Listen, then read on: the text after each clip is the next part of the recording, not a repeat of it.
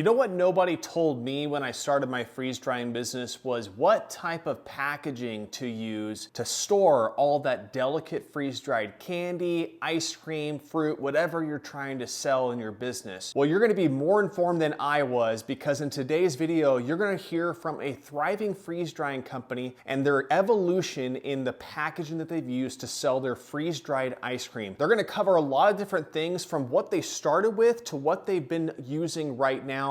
Also, what type of oxygen absorbers or desiccant packets do you put in there?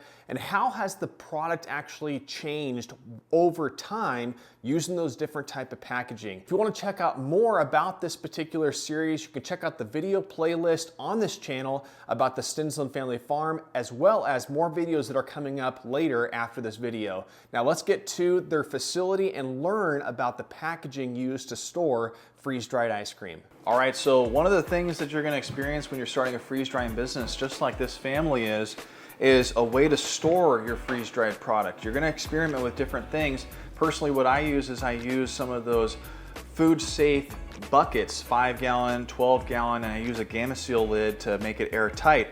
They've chosen to use these plastic containers that you can find with any type of commercial type of kitchen or restaurant supply type of business operation or restaurant shop wholesaler. But as you can see, they've got this product in here. They've also got just these clear containers. And what they've said is that this lasts about a week in here, and then they have their packaging period where they have all their team come in and start packaging up all the product. Now in Iowa, it's very humid. In Boise, Idaho, it is not. So in a humid climate, if you're in one of those, you know, you're gonna experience various temperatures in your environment. And if they left this open, they said probably in about 5 to 10 minutes, you'll just start noticing that this ice cream would kind of start becoming a little bit more sticky. It's gonna have a little bit more moisture attached to it. So that's why a temperature controlled commercial kitchen, just like they have, is important, but also, even though you're in it, you're gonna have to be quick with a delicate item like freeze-dried ice cream. All right, guys, so let's talk about kind of some of the business things. So what do you feel like has been the most pivotal moment in the business so far when it comes to releasing and coming up with your freeze-dried product? What created the aha moment that you were like, we've really got a legit product? What made that success light bulb go off? Two things I guess I would hit on is we sent a lot of samples out to people and we kept getting the same response and repeated response about how good it is, where can they get it. So then what we decided to do is put some money into packaging, and that has changed everything because now it's a wow. It's showy, it's out there, otherwise you're kind of hidden into the market as in the shelves. So we spent some time in-house and we designed these bags to fit our product, and we want a color. We feel like color is important, so that's what we did. Awesome. It took us to a different level once we invested in the bag. Yeah, and I noticed the packaging too. So a couple of things. One, you went with different colors for kind of the theme of the flavors. Yep. Maybe let's go into that. What type of flavors do you have for your freeze-dried ice cream? Well, we got the mint chip, which is just a really it's flakes of chocolate with mint base concept. And then we got the strawberry fields, which is just your good old strawberry ice cream. And you got we call it carnival craze, which is cotton candy ice cream. Awesome. So has that been like the top sellers for ice cream in general when you're serving it at your retail stores, or how'd you come up with it saying like these are going to be our focus? Honestly, it goes back to those are the three that work in the machines right now, because we've done a lot of trials and they don't work. They just can't, because there's like homemade stuff in it, and it just doesn't work in the machines. So these are the three that work so far. We are still doing a lot of R&D on some more flavors, so we can add more to the list, but it just takes time.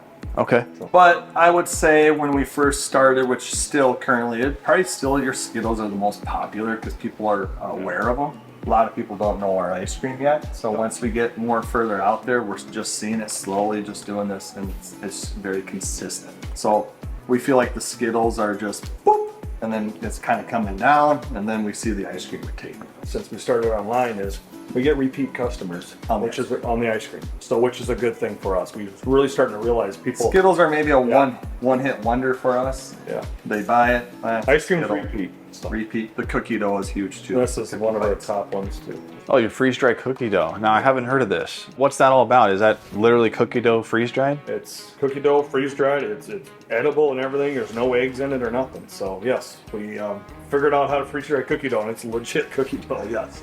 So talk a little bit about, too, I want to know kind of your evolution of the bag, because I see down here with your Jolly Worms, you know, this is kind of like still something you can see, but it's kind of a more of a fake, like kind of foggy look, but then now you have it more clear. Other people are going with bags in their businesses that don't have any windows. So walk us through what you started with, now what you're at, and why. Well, we started by actually with a clear bag with stickers. We hand stickered everything, and they were all over the place because obviously when you have random people stickering, you have random results. This was a mistake. Yeah.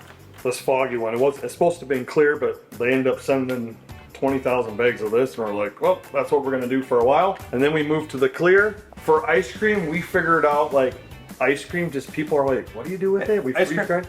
So we wanted to show people the colors, and we haven't had any issues with sunlight on ice cream.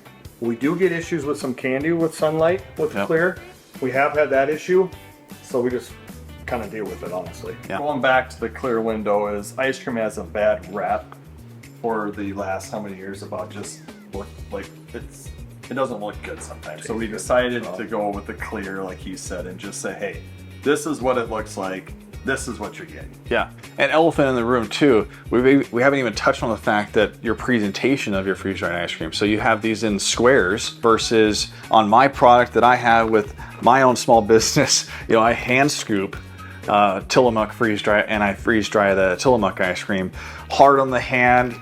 I'm gonna get arthritis at some point if I keep it up. But how did you decide squares is where you want to go, the size, and how did you say like that's where we're going to go, the thickness, all that?